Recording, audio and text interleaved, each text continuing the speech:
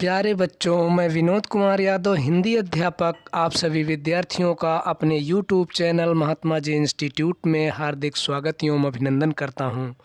तो बच्चों, आज हम कक्षा 11वीं की हिंदी आरोह भाग 1 की पहली कविता कबीरदास के पद का अध्ययन करेंगे। उससे पहले कबीरदास जी के बारे में थोड़ा सा जान लेते हैं। कबीरदास का जन्म जो है 1398 ईस्वी में वाराणसी के पास बनारस के पास काशी में लहरतारा गांव में हुआ था। इनके माता पिता का पता नहीं है। ये एक ऐसा मानते हैं कि विधवा ब्राह्मणी के गर्भ से इनका जन्म हुआ था और वह जो है इनको लोक लज्जा के कारण कि मतलब अपनी बेइज्जती के कारण वो जो है इनको एक लहरतारा नामक तालाब है उसके किनारे छोड़ आई थी। तो नीरू और नीमा नाम के एक जुलाहे दंपत्ति थे। जुलाहा जो होते हैं वो बुनकर होते हैं, जो पहले कपड़े बुनते थे, अब तो मशीनों से बुना जाने लगा। तो उन्होंने देखा और वो उनके पास बच्चे नहीं थे, तो वो जो है इनको ले आकर के पाल पोस लिया था। उन्हीं को इनका माता पिता माना जाता है। इनकी मृत्यु जो है वो 1518 ईस्वी के आसपास मानी जाती है। तो ये बहुत ही ज़्यादा उम्र तक जिए हैं, 120 साल के आसपास। तो इनकी रचनाएं जो हैं वो साखी, शबद, रामायणी, ये 3 उसमें जो है रचित हैं। तो ये जो है आपकी उसी में है। अब ये पद पढ़ते हैं तो फिर उसके बाद समझ में आएगा। इनका पहला पद जो है, हम तो एक एक करी जाना, दोई कहें तिनहि को दो जग, जिन नाहिन पहचाना।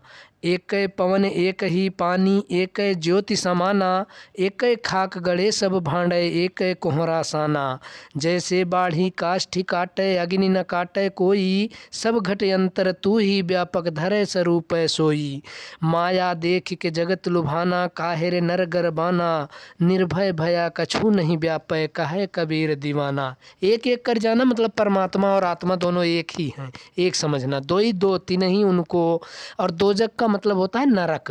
ना ही नहीं पवन वायु ज्योति प्रकाश समाना जो है व्याप्त होना, अंतर भीतरी लुभाना लुब्ध होना, किसी चीज़ पर आकर्षित होना, और गर्बाना का मतलब अहंकार करना, निर्भय मतलब निडर हो जाना।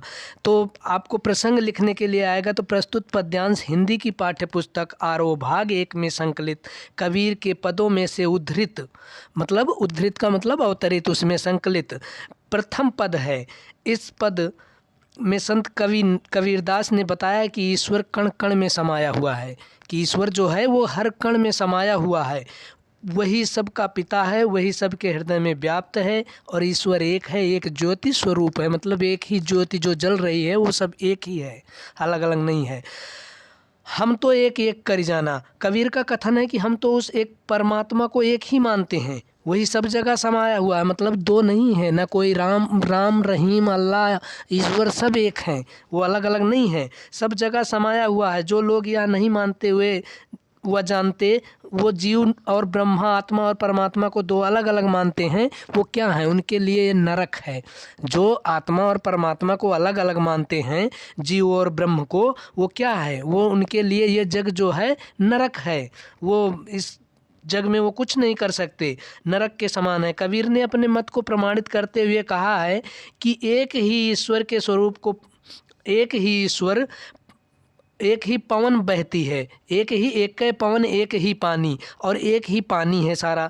एक ही पवन बहती है मतलब एक ही वायु सबके लिए है, और एक ही जल प्रवाहित होता है, तथा समस्त संसार में एक ही ज्योति विद्यमान है। एक ज्योति समाना मतलब सारे संसार में एक ही ज्योति जल रही है, एक ही ज्योति जल रही है।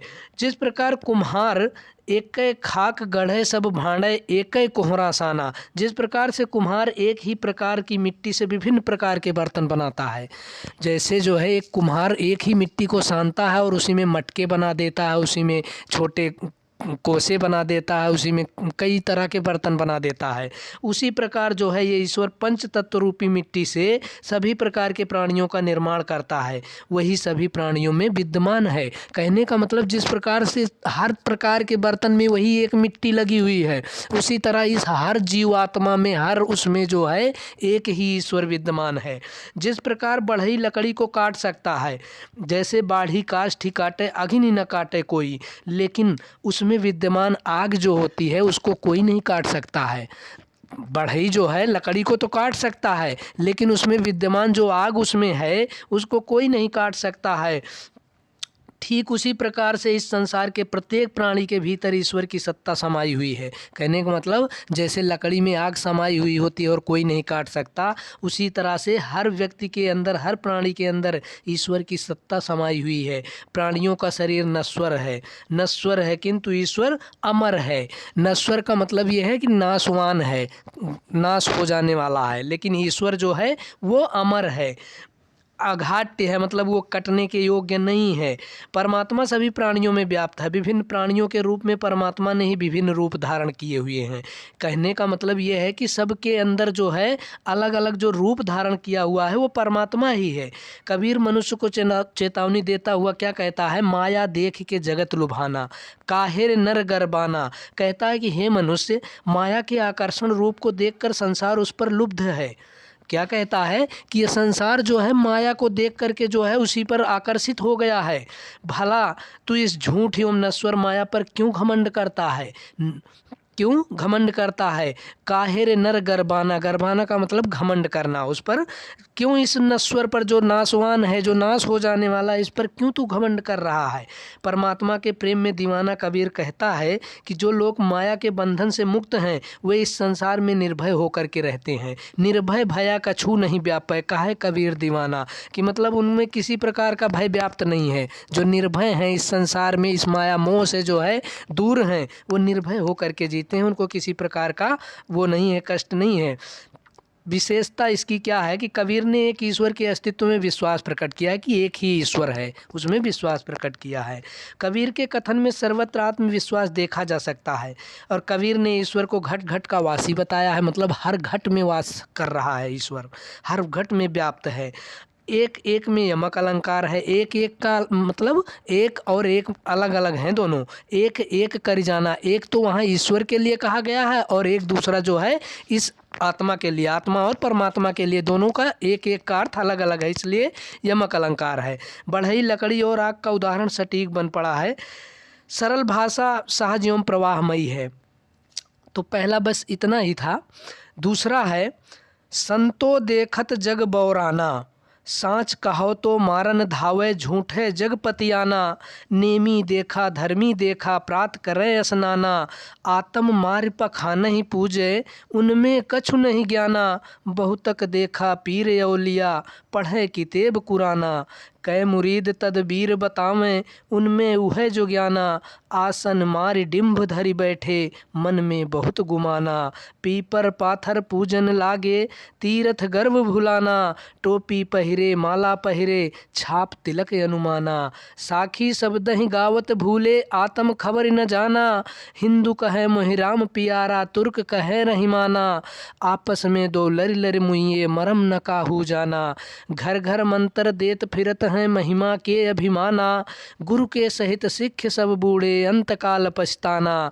कहे कबीर सुनो हो संतो हे ई सब मर्म भुलाना, केतिक कहूँ कहा नहीं माने सहज सहज समाना। बौराना मतलब पागल हो गया, धावे दौड़े, पतियाना विश्वास करना, नेमी नियमों का पालन करने वाले, धर्मी धर्म का ढोंग करने वाले, स्नाना स्नान करना, पखाना पत्थरों को, पीरौलिया धर्म गुरु संत आदि, किताब धर्म ग्रंथ, मुरीद शिष्य तदबीर उपाय, आत्म स्वयं, बहुतक बहुत से, कुरान कुरान शरीफ इस्लाम धर्म का एक धार्मिक ग्रंथ है। आसन मारी समाधि या ध्यान लगाना, चुपचाप बिल्कुल एकांत में बैठना। आसन मारी डिम्भ धरी बैठे, दंभ करके, आडंबर करके मतलब दिखावा करके, तिलक लगा करके, टीका लगा करके, चंदन लगा करके, आडंबर करके, गुमाना अहंकार, पीपल का वृक्ष, पाथर पत्थर, छाप तिलक अनुमाना, मस्तक पर विभिन्न प्रकार के तिलक लगाना, कभी तिरछी कभी सीधी कभी चंद्रमा के आकार की। साखी गवाह, जो गवाह होते हैं, जो उसके साक्षात गवाही देने वाले होते हैं। आँखों से देखे वर्णन का जो कबीर ने उक्तियों में बताया है वही है। शब्द ही वह मंत्र जो गुरु शिष्य को दीक्षा के अवसर पर देता है, शब्द पद के अर्थ में भी प्रयुक्त होता है। आप्त वचन, आत्म खबरी, आत्मज्ञान, आत्म तत्व का ज्ञान। तो इसमें जो है कबीर ने जातिगत भेदभाव, अंधविश्वास तथा समाज में फैली रूढ़वादी परंपराओं का खंडन किया है। उन्होंने ढोंगी गुरुओं व साधुओं पर भी कटाक्ष किए हैं। कबीरदास ने कहा है कि इस संसार की भी अजीब दशा है, संतो देखत जग बौराना, कि हे संतों, यह संसार तो मानो पगला गया है। संतो देखत जग बौराना, यदि मैं इस संसार को सच्ची बात कहता हूँ तो यह मुझे मारने को दौड़ता है। सांच कहो तो मारन धावे, झूठे जग पतियाना, यदि मैं झूठ बोलता हूँ तो झूठी बातों पर लोग विश्वास कर लेते हैं। मैंने नियमों व धर्म का पालन करने वाले नियमी देखा, धर्मी देखा, प्रात करें स्नाना, आत्म मार पखा नहीं पूजें, उनमें कछु नहीं ज्ञाना। मैंने नियमों व धर्म का पालन करने वाले बहुत से लोग देखे हैं। वे लोग प्रातःकाल उठकर स्नान करने की क्रिया को ही धर्म मानकर उसका पालन करते हैं। मतलब सुबह सुबह उठ गए, 5 बजे ही स्नान कर लिया और जो है मानते हैं कि हम भगवान के बहुत बड़े पुजारी हैं, पालन करते हैं। वे आत्म तत्व को नहीं पहचानते, आत्म तत्व को नहीं पहचानते, उनमें कछु नहीं ज्ञाना, मतलब अपने आप को नहीं समझते, अपने आप में क्या है उस पर कोई विश्वास नहीं है, बस सिर्फ नहा धो लिया, बस हो गया। आत्मा की उपेक्षा करते हुए पत्थर की पूजा करते हैं, मतलब अपने आत्मा की उपेक्षा करते हैं, उसका अपमान करते हैं और पत्थर की पूजा कर रहे हैं। कहने का भाव है कि वो अपने हृदय में ईश्वर को ढूंढने की अपेक्षा पत्थर में ईश्वर को ढूंढते हैं, कि मतलब अपने आप में विश्वास नहीं करते, वो पत्थरों की पूजा करके उसमें ईश्वर को खोजते हैं। ऐसे लोगों में सच्चे ज्ञान का अभाव है। बहुतक देखा पीर अवलिया, पढ़े किताब कुराना, बहुत से पीर फकीर जो होते हैं ये मुसलमानों के उसमें धर्म ग्रंथ होते हैं। धार्मिक ग्रंथ को पढ़कर, किताब कुराना जो है उन्हीं का धार्मिक ग्रंथ है, अपने आप को गुरु मान लेते हैं। पढ़े किताब कुराना, कै मुरीद तदबीर बतावें, उनमें वह जो ज्ञाना। ऐसे ही लोग शिष्यों को भी विविध उपाय बताते हैं पूजा पाठ का, जिन्हें स्वयं ज्ञान नहीं है। मतलब उनको खुद को तो ज्ञान नहीं है कि क्या है क्या नहीं, लेकिन वो शिष्यों को भी बताते हैं, ज्ञान देते हैं, उपदेश देते हैं। भला वे दूसरों को ज्ञान कहाँ से देंगे, जिसको अपने ही आत्मा का, अपने ही परमात्मा का नहीं पता है कि ईश्वर कहाँ पर है और कहाँ ढूंढने पर मिलेगा। वो पत्थर और उसमें पूजा वाह आडंबर में ढूंढ रहे हैं, वो अपने शिष्यों को भी ऐसे ही ज्ञान देंगे।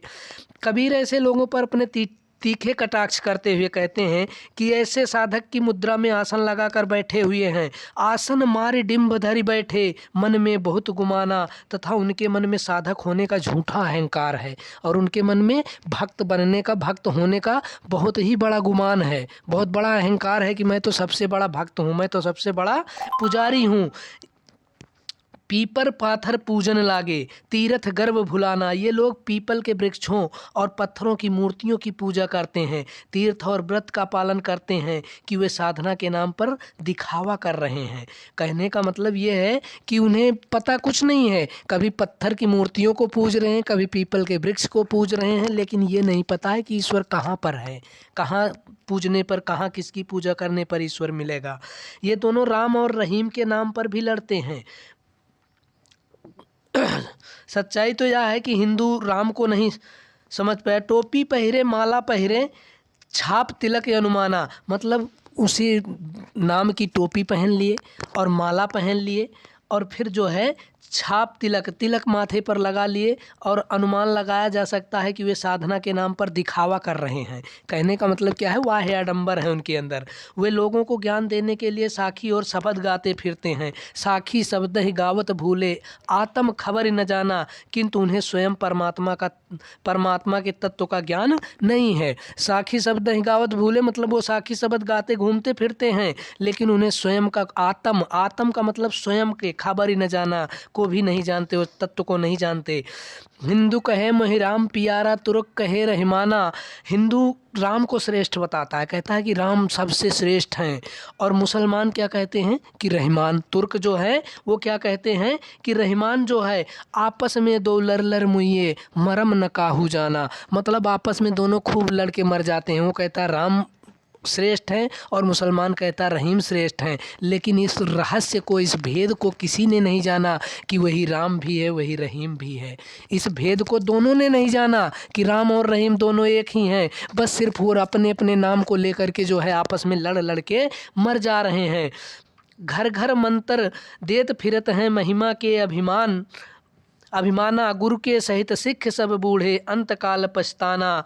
सच्चाई यह है कि वो न तो हिंदू को समझ पाया न राम को। ऐसे ही पाखंडी लोग घर घर जाकर गुरु मंत्र बांटते हैं, घर घर मंत्र देत फिरत हैं। ऐसे ही पाखंडी लोग घर घर जाकर के मंत्र बांटते हैं और ये सब अपनी महिमा के अहंकार में उलझे हुए हैं। महिमा के अभिमाना कि मतलब मेरी तो बहुत बड़ी वो पूजा है, बहुत अच्छा मैं ज्ञान दे रहा हूँ। उनको घमंड भी है अपने आप पर। ये सब अपनी महिमा के अहंकार में उलझे रहते हैं। गुरु के सहित सिख सब बूढ़े अंतकाल पछताना। कहे कबीर सुनो हे संतो ई सब मरम भुलाना। मतलब ऐसे तथाकथित गुरु अपने शिष्यों समेत इस भवसागर में डूब जाते हैं और अंतकाल में पश्चाताप के अतिरिक्त उनके हाथ कुछ नहीं लगता है। कहने का मतलब क्या है कि उनको अंत में कुछ नहीं मिलता, निराश होना पड़ जाता है। कबीर जी पुनः कहते हैं क्या, कबीर कहे सुनो हे संतो ई सब मरम भुलाना, कि हे संतो सुनो, ये सब पाखंडी लोग भ्रम में ईश्वर को भूले हुए हैं। मैंने इन्हें कितना समझाया किंतु इन्होंने मेरी एक ना सुनी। केतिक कहूँ कहा नहीं माने, कितना समझा लिया लेकिन कहा नहीं मानते। ईश्वर दिखावा करने से नहीं अपितु सहज साधना से प्राप्त हो सकता है। इसलिए हर प्रकार का दिखावा त्याग कर सच्चे मन से सहज रूप से प्रभु की भक्ति करनी चाहिए। सहजय सहज समाना। विशेषता इसमें यह है कि कबीर ने संसार को पगलाया हुआ बताकर उसकी अज्ञानता पर प्रकाश डाला है कि मूर्ख हैं, अज्ञान हैं, उनको अपने आप का ज्ञान नहीं है। कवि ने धार्मिक आडंबरों, मूर्ति पूजा, पीपल पूजा, तिलक लगाना और लोगों को धार्मिक ग्रंथों को पढ़कर सुनाना आदि पर करारी चोट की है। और हिंदू एवं मुसलमानों दोनों संप्रदायों को लोगों को समान रूप से प्रताड़ित किया गया है। जैसे उन्होंने कई बार अपने उसमें कहा भी है कि भाषा अत्यंत स्पष्ट एवं व्यंग्यात्मक है। पीपर पाथर साखी शब्द ही सहज समाना में अनुप्रास अलंकार है। संपूर्ण पद में संगीतात्मकता का प्रयोग भी देखते ही बनता है। तो बच्चों आज के लिए तो बस इतना ही। आपका ये कबीर के पद जो है ये यहीं पर समाप्त होते हैं।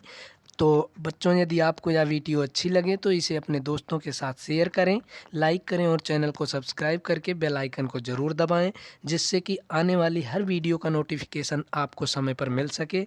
धन्यवाद।